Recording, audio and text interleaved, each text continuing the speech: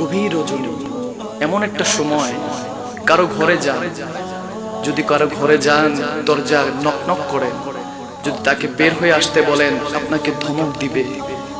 এমন একটা সময় আমরা বসে আছি, আহা আল্লাহ বলে ডাক দেন দরজা খুলে দিবে। এমন একজন মওলা, তিনার শান কত ঊর্ধ্বে, তিনি তিনার বান্দাদেরকে খেয়াল রাখার জন্য নিজের প্যারা হাবিব রাহমাতুল্লিল আলামিনকে পর্যন্ত পাঠিয়ে দিয়েছেন। এরপরও বলবেন বান্দাকে আল্লাহ খেয়াল করেন না, ভালোবাসেন না? বান্দা মনটা লাগান নাই আপনি এখনো? একবার মনটা লাগিয়ে দেখেন, আমার মওলা প্রতি মুহূর্ত আমার জন্য অপেক্ষা করে, আপনার জন্য অপেক্ষা করে। আমার বান্দা কখন আমাকে ডাকবে আল্লাহ বলে, আমি তাকে মায়ার সুরে 10 বার, বান্দা একবার ডাকবে আমি তাকে 10 বার বলবো ও বান্দা, ও বান্দা। আমার আল্লাহ, সে আল্লাহকে ভুলে গিয়ে কার পথে চলছেন, কার দিকে তাকাচ্ছেন? সবকিছু ছেড়ে দিয়ে আল্লাহ আল্লাহ রাসূলের পথে মতে চলে আসুন। আল্লাহর ইজ্জতের কসম, রহমতের বৃষ্টি আপনার জন্য অনিবার্য হয়ে যাবে। প্রতি মুহূর্ত রহমতের বৃষ্টি আপনার দিকে পড়তে থাকবে। আমার নবী বলেন 3টা জিনিস মানুষকে কবরে গেলেও সওয়াবের জরিয়া বানিয়ে দেয়। মানুষের কাজ কবরে গেলেও তার জন্য রহমত হয়।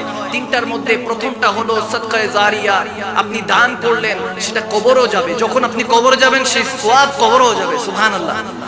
দ্বিতীয়টা হলো আপনার ভালো কর্ম এবং কথা, যা বলেছেন, যা বলবেন, যা করবেন, যদি মিল থাকে সেটা সওয়াব। কেউ যদি আপনার কথাটা বলে যে অমুক বলেছিল একটা কথা খুব সুন্দর, এই কথাটা বলেছিল অমুক, ওটার কারণে সওয়াব যাবে, আপনার কবরের আযাব কমে যেতে পারে, সুবহানাল্লাহ। তৃতীয় হলো নেক সন্তান। একজন নেক সন্তান, ইমানদার সন্তান, আমল ফরজগার আছে, আমল করে, এরকম তাকওয়াবান সন্তান, এর খেদমত, এর সমস্ত কিছু চলাফেরা করলো, ওই নেক সন্তানের চলাফেরার কারণে আপনার কবরের মধ্যে সওয়াব যেতে থাকবে, সুবহানাল্লাহ বলুন। তাহলে নেক সন্তান দরকার আছে কি নাই? সত্য কথা বলবো, সত্য পথে চলবো, দরকার আছে কি নাই? যখন ইসলামের খেদমতের সময় আসবে তখন আবু বকর ওমরের মতো সমস্ত কিছু লুটিয়ে খেদমত করার দরকার আছে কি নাই? মা বোনদেরকে বলছি, আপনারা খাতুনে জান্নাতের নকশা কদমে চলার চেষ্টা করবেন। ভাই বাবাদেরকে বলছি, ফারুক আজমের মতো হযরত ওসমান জুন্নুরাইনের আদব নেওয়ার চেষ্টা করবেন। আলেম ওলামায়ে কেরামকে সম্মান করবেন এবং আবু বকর সিদ্দিকের মতো দানবীর হওয়ার চেষ্টা করবেন। মাওলা আলীর মতো সর্বদা তলোয়ার খোলা রাখার চেষ্টা করবেন। আল্লাহ তোমার কাছে নূহ আলাইহিস সালাম চেয়েছে, তুমি কিস্তি দিয়ে পার করে দিয়েছো। তোমার কাছে ইব্রাহিম খলিলুল্লাহ চেয়েছে, তুমি আগুন থেকে তিনাকে ফুলের বাগান বানিয়ে দিয়েছো। আল্লাহ তোমার কাছে ইসমাঈল জবিউল্লাহ চেয়েছে, তিনাকে ছুরি থেকে বাঁচিয়ে দিয়ে আমাদেরকে ঈদুল আযহা উপহার দিয়েছো। আল্লাহ আল্লাহ তোমার কাছে মুসা কালিমুল্লাহ চেয়েছে, তিনাকে বেহুশ করে তারপরও দিদারে ইলাহিতে ঢুকছিল। আল্লাহ আল্লাহ তোমার কাছে ইয়াকুব আলাইহিস সালাম চেয়েছে, তোমার কাছে ইউসুফ আলাইহিস সালাম চেয়েছে, ইউনুস আলাইহিস সালাম চেয়েছে, তিনাকে মাছের পেট থেকে হেফাজত করেছো।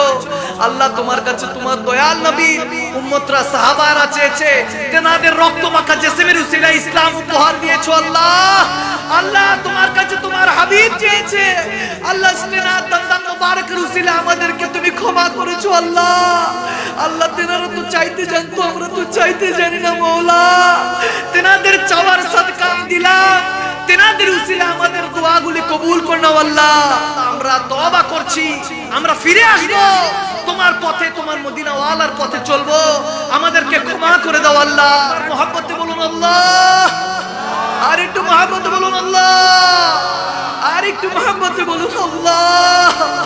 আল্লাহ ক্ষমা করে দাও। আল্লাহ আল্লাহ মাফ করে দাও। আল্লাহ জিন্দা মুর্দা সকলকে ক্ষমা করে দাও। আল্লাহ